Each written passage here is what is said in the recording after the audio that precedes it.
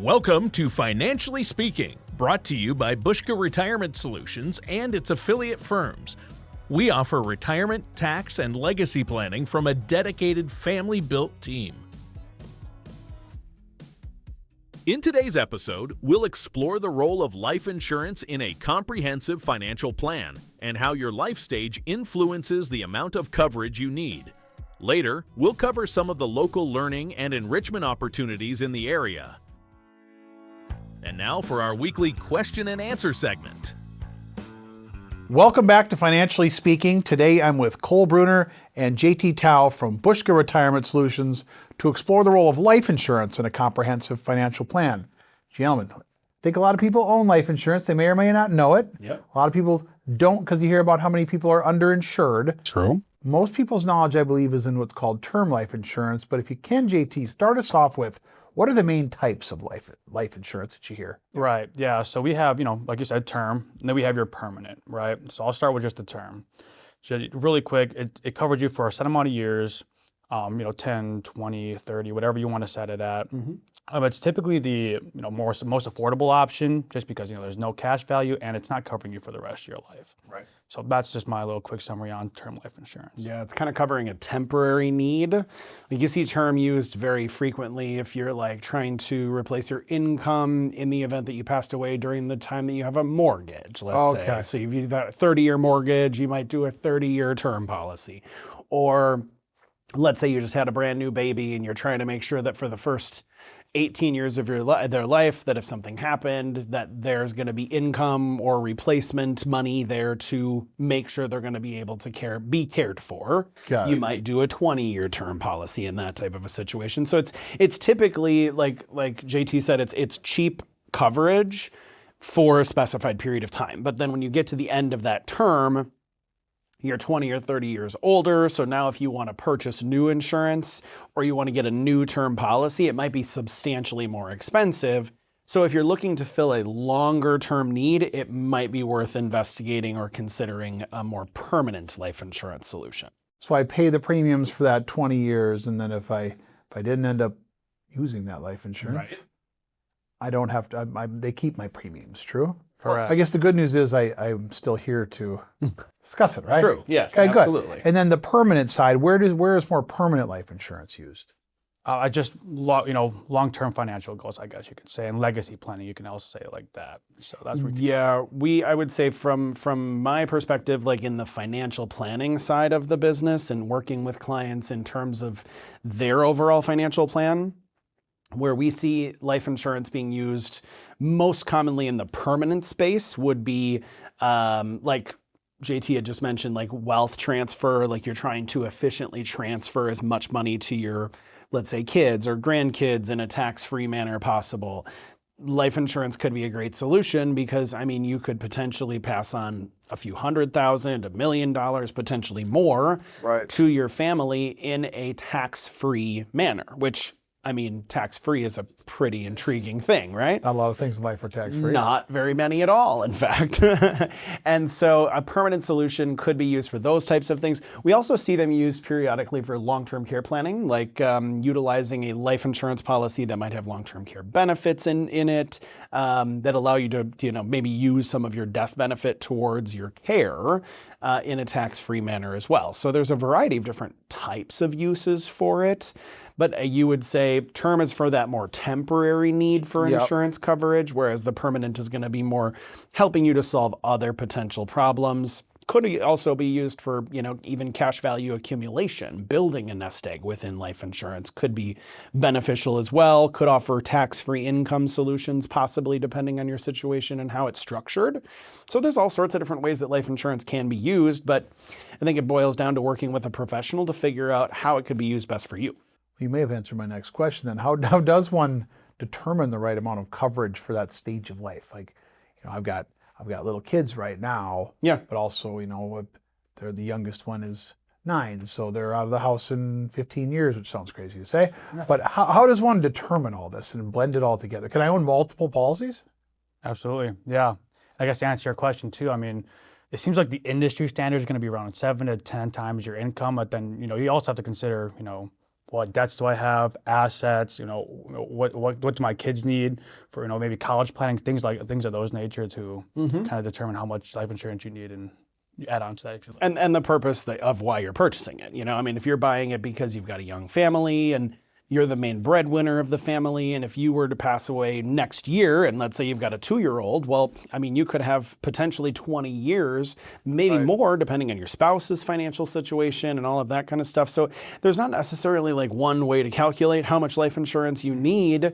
It really kind of boils down to doing a full-blown needs analysis to determine where are the shortcomings that would pop up in your own personal situation if you were to be unexpectedly removed from that situation, and what financial gaps are your loved ones going to have to deal with now that you're gone and you're not able to bring home a paycheck anymore. I'm going to imagine that not only what do you need, but how much can you afford? Oh, absolutely. Probably comes into play as well, huh? No, definitely. Yeah. Do most people that you run across in, that are in their coming up to retirement, they're not totally retired yet, but they're in later stage of their working career, do they own life insurance? What kind? Is it work generated? Like what do you see for most people?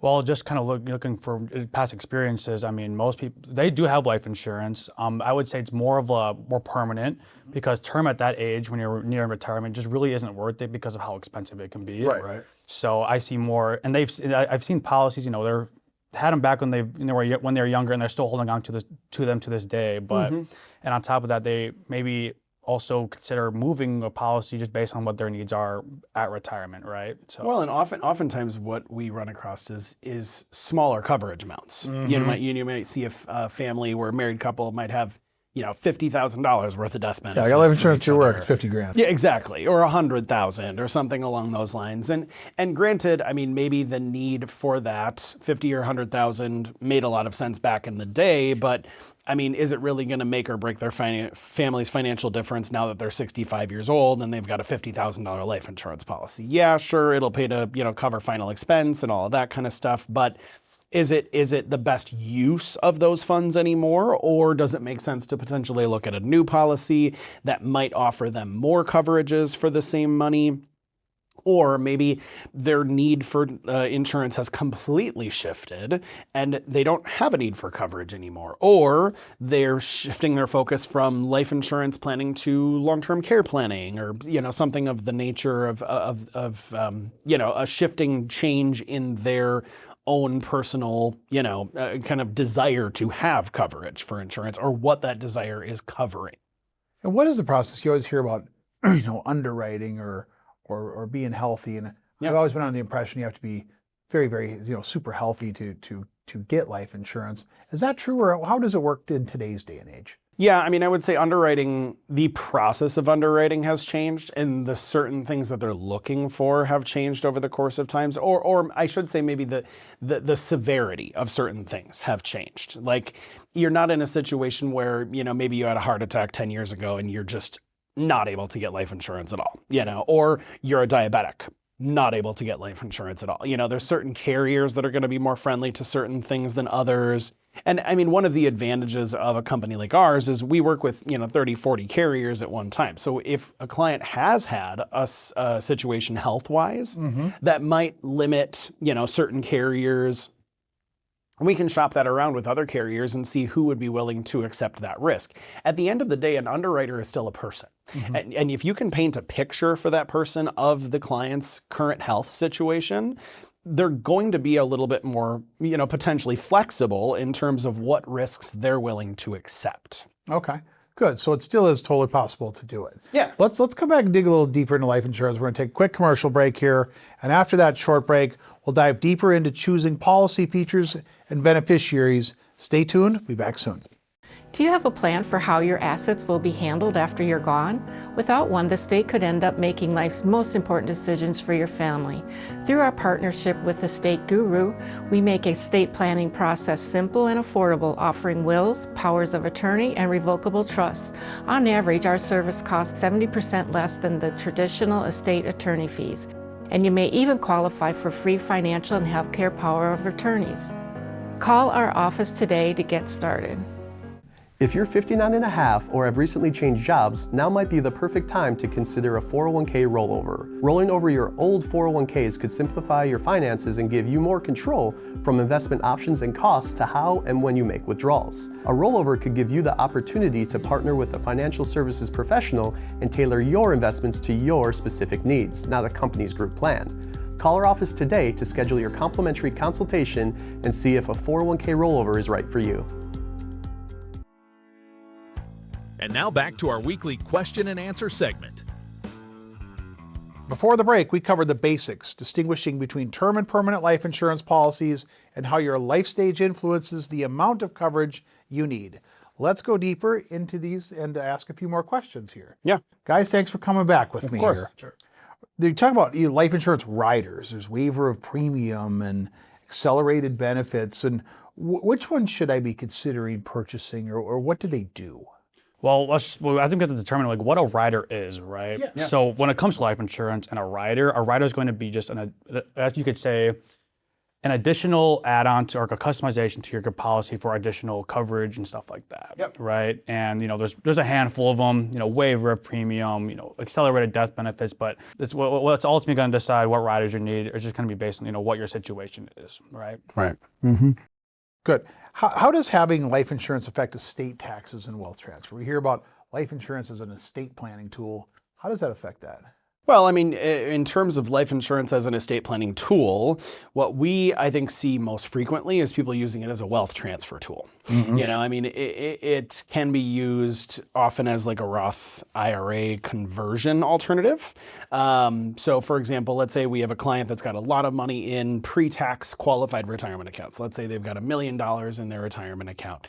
And I actually have used this in this exact manner a number of times throughout the course of my career, where the client's like, I've got 2 kids, they're gonna have to pay a pretty sizable amount of taxes when I pass away. Is there a way that I can reduce that tax bill? Well, yes. I mean, there's 2 potential approaches. One, we take money systematically out of the IRA and pay taxes on it over time and move it over to a Roth IRA, which obviously then builds tax-free into the future. And you can then leave that to your beneficiaries as a tax-free component of your retirement plan. The alternative could be life insurance. Instead of taking those annual deposits, let's say we're taking $10,000, $15,000 a year out of our pre-tax retirement IRA, and we're dumping it into life insurance. Well, that $10,000 or $15,000 a year in premium versus a Roth conversion of $10,000 to $15,000 could have a much bigger and much quicker impact.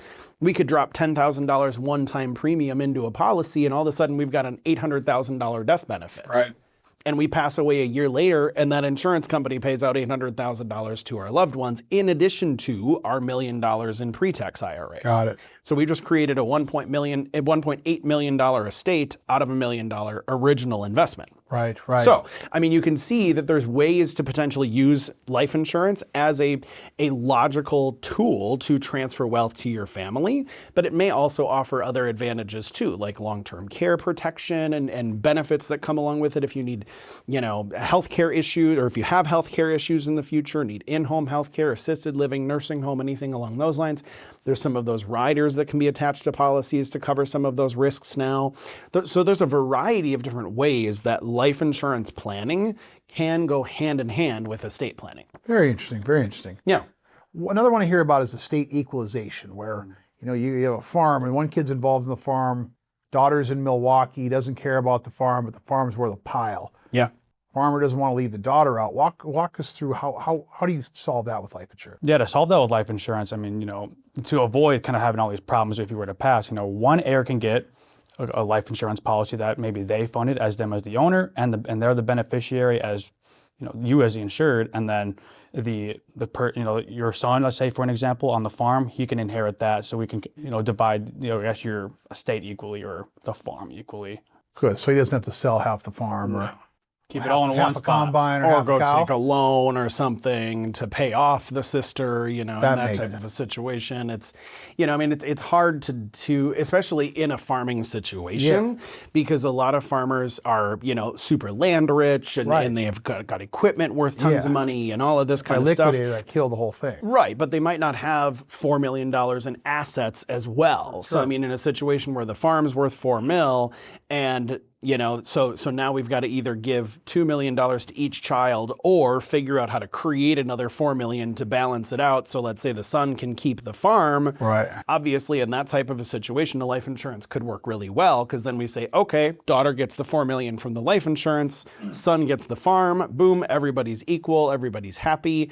Now there's no bickering, at the time of death, where now your two children are pit against each other because it wasn't spelled out or funded correctly. Right. Or you wreck the family farm trying to square out the sister off. Absolutely. That makes sense. Makes sense. You touched on this too, and this is a more complex one, I think, but cash value in loans and withdrawals and tax-free income out of life insurance. Give me a basic example of how that works. Yeah, so I mean, let's just say over time, we have this life insurance policy, we're building it up, and now we're kind of hitting retirement, with this cash value, what can we do with it, right? Yeah. So, I guess when people want a tax-free retirement, how are we doing that? We're doing that with a Roth IRA, which is really one of the only options, or we have cash value life insurance. And how do we access that cash-free? It's going to be, or tax-free, I should say. It's going to be through loans, right? And so that's another way we can supplement retirement income for being it tax-free, is taking loans out of your cash value that we've built up over X amount of years. Yeah, and there are certain policies that are kind of really designed with that concept in mind. So, I mean, it's not like one size fits all type of a situation. There's various life insurance policies that are really going to focus on, providing the best death benefit, guaranteed for life at the lowest possible premium cost. There's going to be life insurance policies that are designed for giving that long-term care and that, kind of accelerated death benefit component, and really focus on that. There's going to be policies that are also going to allow you more focus on, emphasizing that cash value accumulation and tax-free income and all of those different types of things. So I think it's working with someone that understands life insurance and how it fits into an overall financial plan, and is also independent, so they can shop your situation out with multiple companies to find the best possible solution for what you're specifically looking for. How often should I reassess my life insurance? I mean, I bought life insurance 5-6 years ago. I don't even know if I've looked at it recently. When should I reassess it, and why? I would say maybe around 1 to 2 years, or every year, maybe like that. Or when we have a major life event happen, right? Maybe I got married, had kids, maybe I'm taking on more debt, or maybe I'm starting a business. So maybe I think those are the times where you can start reassessing your life insurance to kind of see, where am I at and where do I need to be at? Well, and I think it's kind of twofold in that regard too. One is reassessing the need for life insurance and looking at, do I have enough coverage? But also number two is, reassessing the type of life insurance I have. Right. Has something changed? Has something new become available that might make more sense for my situation now? So I think it is looking at it twofold, kind of the need and also the solution that we have. Is that still the best solution? Very good. So appreciate you guys helping us. I know a lot of people have had experience in life insurance or used life insurance, but it definitely is a valuable tool, but it does take some understanding on how to really leverage it best and which actual tool to use. So I appreciate your time today. If you own life insurance or looking at buying life insurance, have a policy and just say, man, I don't know what this is, call Buska Retirement Solutions. We'll be happy to sit down with you, complimentary, no obligation, talk through it, at least show you what you have and see if there's any better options out there for you. So appreciate you guys joining us on the show today. Of course. Thank you very much for watching the episode. We'll see you soon. At Buska, our goal is to streamline the retirement planning process to help you move towards a successful retirement with confidence and ease. Through our 3 companies, we create personalized, comprehensive retirement plans by integrating investment management, income planning, tax strategies, estate planning, as well as health insurance and Medicare planning, all under one roof. Call today or visit retirewithbuska.com to schedule your complimentary, no-obligation consultation or to get a second opinion review of your current plan. Let's make retirement planning easier together. With recent market changes, it's understandable that some people are feeling a little anxious about their financial future. That's why now might be a perfect time to review your financial plan. A financial services professional is trained to help you stay focused on the facts, not emotions, when it comes to your strategy. Getting a second opinion today works to ensure your investments are properly positioned to weather market volatility and that you're not taking on more risk than you realize. Let's work to make sure your plan is ready for whatever comes next. Call us today to schedule a complimentary review with one of our financial professionals. And now our Financially Speaking weekly desk segment. Welcome back to Financially Speaking. I'm Cole Bruner with Buska Retirement Solutions. And today we're talking about local learning and enrichment opportunities in our community. And we're excited to welcome Ann Rogalski from the University of Wisconsin Stevens Point's Continuing Education and Outreach Program. Now, before we dive into the programs themselves, Ann, I'd love to set the stage for our viewers. Can you share a little brief overview of what continuing education is all about and a little about your role at the university? Absolutely, and thank you so much for inviting me to be here. Of course. As you stated, I work at the University of Wisconsin Stevens Point in continuing education and outreach. Yeah. We have a team of about 25 people. Okay. Let's see, last year we had over 20,000 individuals Oh, wow. who did programming with us. Oh, very cool. Lifelong learning, is from the beginning till the end. We offer non-credit programs, youth camps, certificates. We work with organizations and individuals. Okay. But I know one of the main reasons why I'm here is because of our retirement learning. Yeah, and the absolutely. different tours and trips and classes and programs that we have for that. Most definitely. Yeah, so my role there is I'm an associate director, and I work with incredible human beings. Okay. Yes, I love what I do. I mostly get to create, research, plan, and lead Very adventure, travel, and retirement events, all sorts. That sounds pretty fun to me. It is. I know quite a bit. I'm a travel bug myself, so any opportunity to travel more or have experiences like that, I'm sure are certainly exciting for a lot of those members. So let's review some of the programs offered through continuing education and outreach. Could you tell us a little bit about adventure tours and what type of experiences are offered? Sure. Adventure Tours is a program we offer between 30 and 35 trips a year. Okay. They fall in three main categories. We have daycations, which, just like it sounds, is one day Sure. going somewhere in the local community in Wisconsin. Okay. We have multi-day trips, which can be within the state, across the country, or across the world. Oh, very cool. Yes, and then customized travel. We've just started doing that, where people ask us to plan trips, most of them in family. Okay. It may be intergenerational, a family reunion. Oh, cool. New York, Montana. Yes, so those are some of the things that we do. Very cool. That sounds super exciting. Very different, different types of things than I think a lot of people realize are available through the university, right? Oh, absolutely. And we're a little different in the sense that ours are very educationally based. Sure. We want them a cultural experience, Yeah. all again coming back to lifelong learning. Sure. So people seem very pleased. They keep coming back. I can imagine they are. So can you tell us what the LIFE program is about? Oh, sure. Yeah. LIFE stands for Learning is Forever. Okay. Okay, it's a program that's membership based in which those learners come together and they create a curriculum every semester. Okay. They gather for about 60 to 90 classes. Sure. Most of them are one-offs, maybe 90 minutes at a time. Okay. They're offered in person. They're offered online. Oh, cool. They're offered hybrid in some cases. Sure. So we have people from all over central Wisconsin who are involved, and we will do some of these at different locations, whether it be Wausau, Wisconsin Rapids, Marshfield, and Stevens Point. Oh, very neat. Okay. And, yeah, so a lot of the members make suggestions for things that they'd like to learn more about. I mean, it can be an environment, a historical event, it can be a new business that's open in the area. Oh, okay. And we go ahead and build those out and create it. Very cool. That's exciting. Thanks. Okay. And what's the concept behind the Chasing Autumn experience and who can benefit most from it? Okay, Chasing Autumn. As I mentioned earlier, I work with an incredible team. We plan a lot of these programs together. Sure. And we said, wouldn't it be fun to do something in the fall? Yeah. And something that might be along an adult camp experience. Okay. Because a lot of people, they still want to get out in the outdoors. Right. When you think about when you're younger and you went to camp, a lot of feel-good experiences. Of course. So, we create a program, 3 days, 2 nights. We go up to Tree Haven up in Tomahawk. Okay. Fantastic food there. Sure. I highly, the chef and everyone, they do a great job. People can kayak, they can go hiking. We usually have presenters come in. Okay. Maybe they want to learn about, one program where they go into the caves, the hibernation sites of bears in the winter. Interesting. And they pull out the cubs and the moms and they weigh them and they study them that way. Oh my goodness. Yeah, actually fascinating. So, those are the kind of people we bring in, the topics. Sure. So a place for like-minded individuals to really enjoy the fall season and learn more about a variety of things, nature related. Well, and any way to get outside additionally is always a good thing, right? Absolutely. Yes, yes. Especially right before winter comes. Oh, sure. So can you describe the Reading Retreat program for us? Reading Retreat. Another thing, by request, and a lot of things are created because people would like additional experiences. Okay. We have a reading book club that within the Life program, you can attend once a month, you can attend every month or take time off, whatever.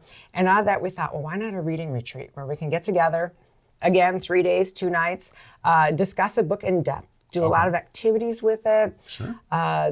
So we just had one, in October, and it was on the God of the Woods by Liz Moore. Okay, sure. And that happened to be a camp-based book. Sure. So it was nice to do a lot of thematic activities up at Tree Haven, discussing the book. It was a really neat experience, very positive reviews, and we have more planned already. Yeah, sounds very immersive in terms of like getting into the book, so to speak. Oh, right? yes, very much so. Yes. Okay, very cool. And lastly, can you give us a breakdown of the Good Ideas Conference? Yes, Good Ideas, very strong tradition for that program here in Wausau. We just had our 41st one, beginning of this month. Oh, wow.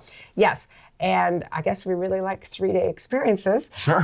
So people come in for 3 days. It's not an overnight, but they can take a class in the morning and a class in the afternoon on a specific topic. And then we also bring in general speakers for the morning and the afternoon to kind of open and close each day. Sure.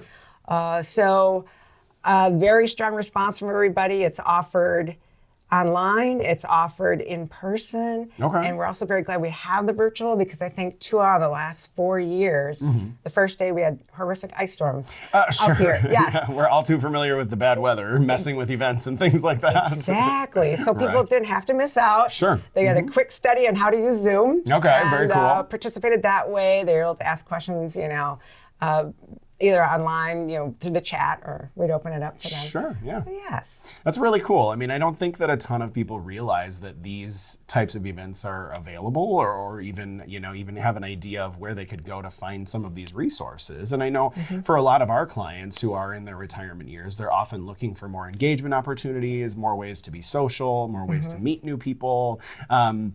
And also, maintaining some sort of purpose, right? And I think that type of program can really benefit those people. So I think it's really cool that you're participating in that, and I really appreciate you coming on today. And of course, sharing some of these wonderful opportunities that are available through UW, to Stephen's point. It's clear that there's really something out there for everybody in your program. So that's really exciting. And it's my understanding that what we've covered today is only a small portion of what you guys really do, right? Actually, absolutely. That very small portion of what we do. Tip of the iceberg type of thing, yes. right? But of course, my favorite things to do that I enjoy very much. Of course, I would assume that we would focus on those ones, right? Yes. Well, again, thank you very much. And for those who want to learn more or get involved, we encourage you to visit the university's continuing education website for full program details and upcoming opportunities. Thank you again, Anne, for being with us today, and thank you, viewers, for tuning in to Financially Speaking. We'll see you next time.